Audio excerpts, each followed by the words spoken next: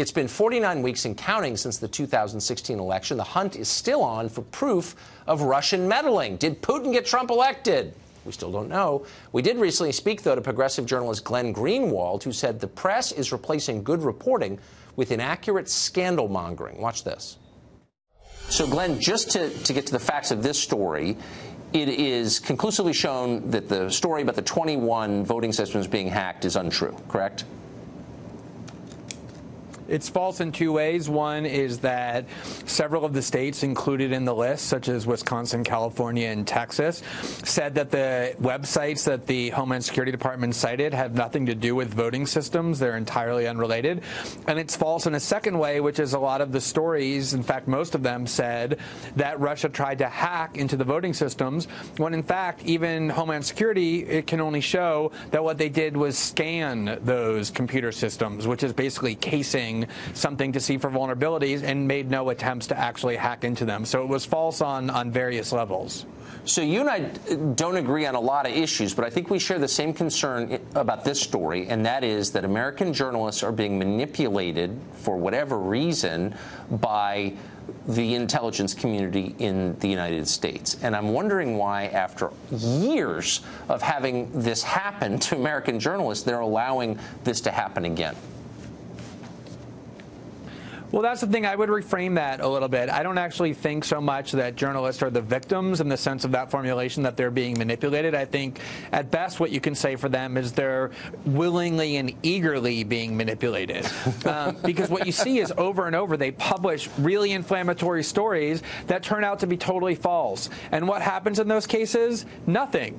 They get enormous benefits when they publish recklessly. They get applause on social media from their peers. They get zillions of retweets, huge amounts of traffic. They end up on TV. They get applauded across the spectrum because people are so giddy and eager to hear more about this Russia and Trump story. And when their stories get completely debunked, it just kind of everybody agrees to ignore it, and everyone moves on and they pay no price. At the same time, they're feeding and pleasing their sources by publishing these stories that their sources want them to publish.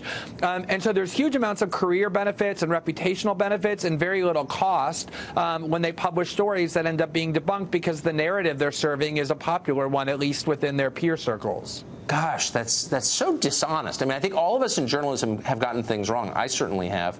And you feel bad about it. I mean, you really do. And there's a consequence. You really think there's that level of dishonesty in the American press?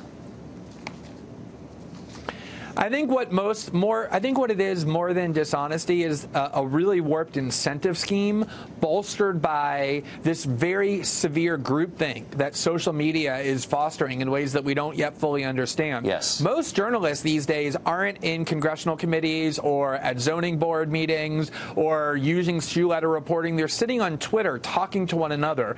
And this produces this extreme groupthink where these orthodoxies arise, and deviating from them or questioning them or challenging, believe me, results in all kinds of recrimination and scorn, and embracing them produces this sort of in-group mentality where you're rewarded, and I think a lot of it is about that kind of behavior. That is really deep. I mean, you live in a foreign country. I'm not on social media, so maybe we've got a little bit of distance from this. Where do you think this story's going? What's the next incarnation of it? Well, the odd part about it, and about the impatience that journalists have in trying to just jump to the finish line, is that there are numerous investigations underway in the city, including by credible investigators, including Senator Burr and Warner and the Senate Intelligence Committee, which most people seem to trust, and certainly Robert Mueller, who's armed with subpoena power, and everyone is really eager to lavish with praise. So we're going to find out, presumably one way or the other, soon enough. I guess the one thing that's so odd to me, Tucker, is that this has been going on now for a year, this accusation that the Trump administration or the Trump campaign colluded with the Russians to hack the DNC and John Podesta's email. And we know that there are huge numbers of people inside the government who are willing to leak, even at the expense of committing crimes, in order to undermine Trump. And yet there's been no leak so far showing any evidence of that kind of collusion, leading one to wonder why that is. So I hope that everybody's willing to wait until the actual investigation reveals finally the real answers. But it doesn't seem that will be the case. Bravery is when you disagree in public with your peers, and by that definition, you are a very brave man. Glenn Greenwald, thanks for joining us tonight. Appreciate it. Thanks for having me, Tucker.